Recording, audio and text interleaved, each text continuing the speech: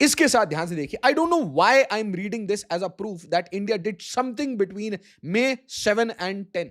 और दोस्तों ये बात बड़े सारे वेटरन्स कह रहे हैं कि भाई 10 तारीख को, 10 मई को इंडियन एयरफोर्स ने कोई तो ऐसी चीज की है, कोई तो ऐसा बटन दबाया है।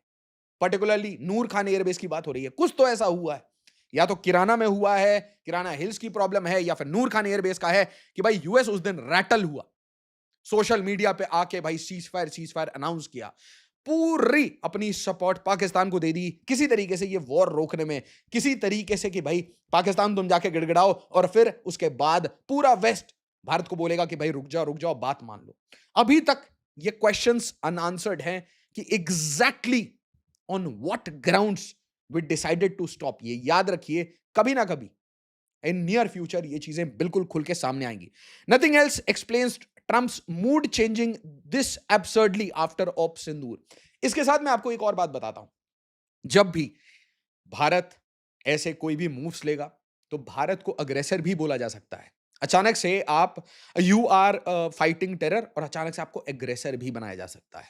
आपको अचानक से लेबल भी किया जा सकता है, जिस तरीके से रफाल के ऊपर न्यूज चलाई गई, जिस तरीके से इंडिया की फॉरेन पॉलिसी फेल हो रही है, इसकी नैरेटिव चली और पार्लियामेंट में भारत सरकार को आंसर करना पड़ा, उसी तरीके से इंडिया इज द अग्रेसर जैसे इजराइल के अगेंस्ट चलता है वैसा चल सकता था। बड़े सारे स्ट्रेटेजिक चॉइसेस हैं। लेफ्टिनेंट जनरल डीपी पांडे कहते हैं इस tariff of 25% a revenge for not accepting Trump.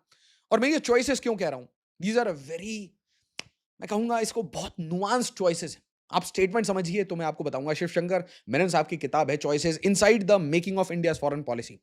Now lieutenant general DP Pande कहते हैं is tariff of 25% a revenge for not accepting Trump as the mediator for ceasefire?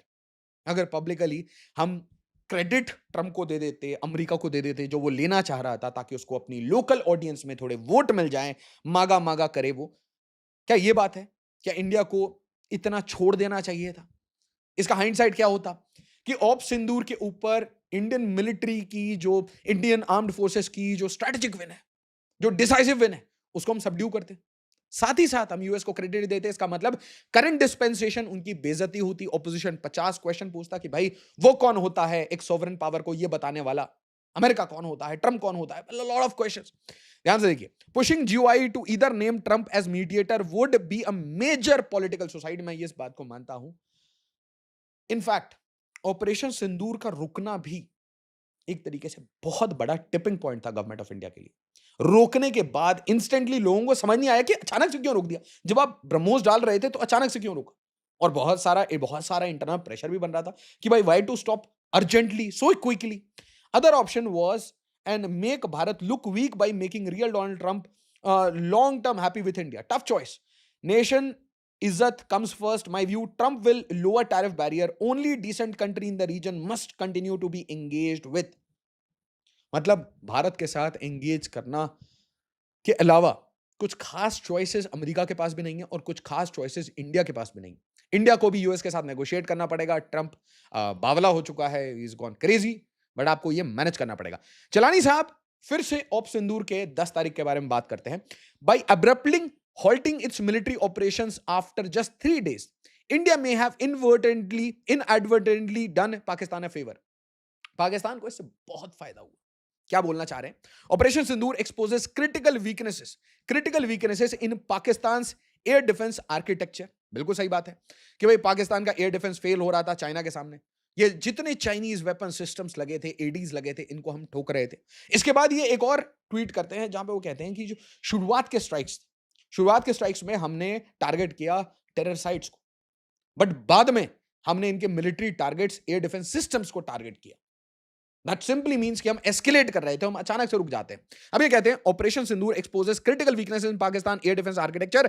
Foremost among them is heavy dependence on the Chinese supplied HQ-9 system, which proved vulnerable to Indian missile strikes. BrahMos की strikes were just crazy. वो videos बहुत amazing है। This exposure has prompted Islamabad to initiate corrective measures, including accelerating investment in multi-layered air defense system aimed at hardening key assets such as Noor Khan, Bolari and other high-value air bases. इसका मतलब अगर आप इसका एक 2.0 version या फिर again आप कभी स्ट्राइक करने जाएं तो आपको ज्यादा डिफिकल्टी आएगी। साथ ही साथ याद रखिए कि हमारी जो एयरफोर्स की स्क्वाड्रंस है उसकी स्ट्रेंथ 29 हो जाएगी। दैट सिंपली मींस कि अगर आपको air superiority, air dominance maintain करना है तो आपको नए वेपन सिस्टम जल्दी चाहिए और प्रेफरेबली आपको 2 स्क्वाड्रंस F-35 के अमेरिका से चाहिए। तो यू नीड गुड रिलेशंस। अब क्वेश्चन ये है कि क्या अमेरिका ये कह रहा है कि तुरंत F-35 का एक डील अनाउंस करो ताकि it is a win for Trump. But इसकी क्या गारंटी है उसके बाद भी ट्रंप ऐसे ही ब्रेजन स्टेटमेंट्स इंडिया पे देता रहेगा। It is no coincidence that Washington is targeting these independent powers. बहुत इंपॉर्टेंट एनालिसिस बता रहे हैं कि भाई जो भी ब्रिक्स से जुड़े हुए हैं या जो भी साउथ साउथ कॉपरेशंस जुड़े हुए हैं, नॉन वेस्ट वर्ल्ड ऑर्डर या फिर चैलेंजर या फिर इमर्जिंग इकोनॉमीज है, उनको डायरेक्टली टारगेट किया जा रहा है।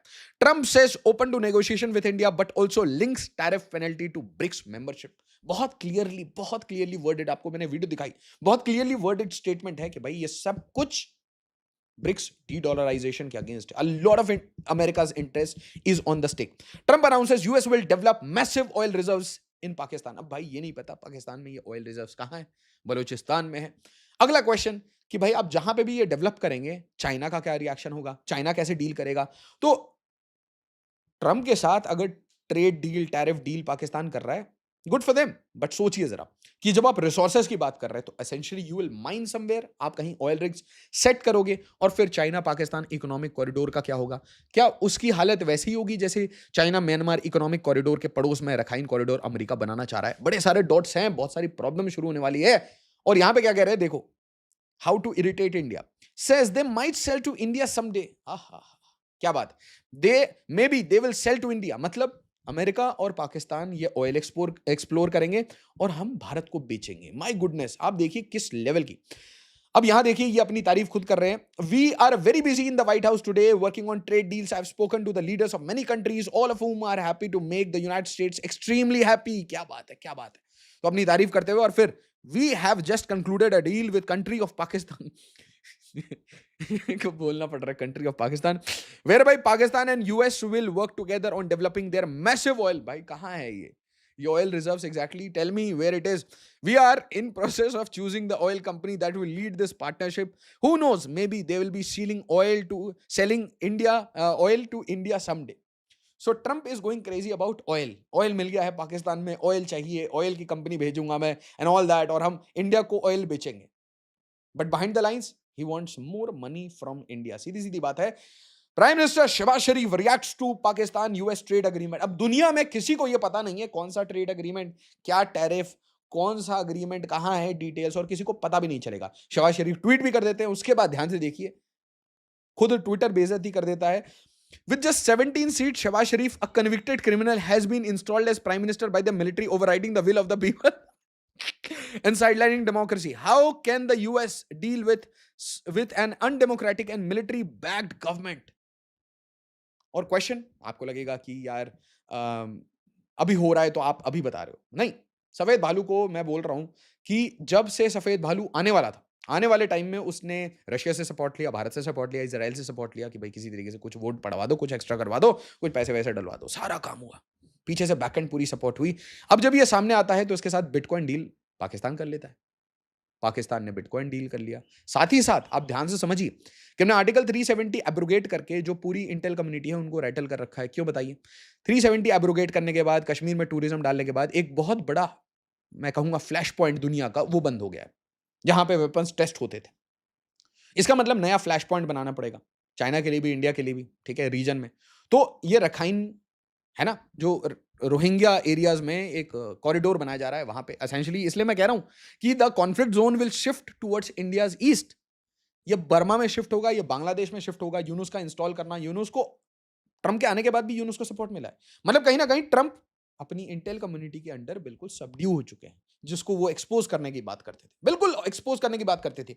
पॉइंट बीइंग कि आपको ये डॉट्स आसपास देखने पड़ेंगे इंडिया के, कहां कहां अमेरिका कैसे बिहेव कर रहा है, और इससे आपको एग्जैक्टली पता चलेगा कि भारत अमेरिका के रिलेशंस कैसे चल रहे हैं। फिलहाल बहुत तल्ख चल रहे हैं। फिलहाल आप उल्टे सीधे स्टेटमेंट देके बैक चैनल में एक बड़ी डील नेगोशिएट करना चाहते हो, बट भारत का स्टांस बहुत ओपन है। भारत का स्टांस है Bharat first, nation first, India first, national interest सर्वोपरि है। क्वेश्चन ये है कि भाई जब अमेरिका कह रहा है कि make America great again, India कह रहा है इंडिया फर्स्ट, भारत फर्स्ट, और प्राइम मिनिस्टर मोदी ने बहुत क्लियरली ओपनली ट्रम्प के सामने बोला है कि मागा विजन इंडिया फर्स्ट जैसा विजन है, हम अपनी अपनी कंट्री के नेशनल इंटरेस्ट, चाइना ने भी कह दिया, रशिया ने भी कह दिया, ईरान ने भी कह दिया।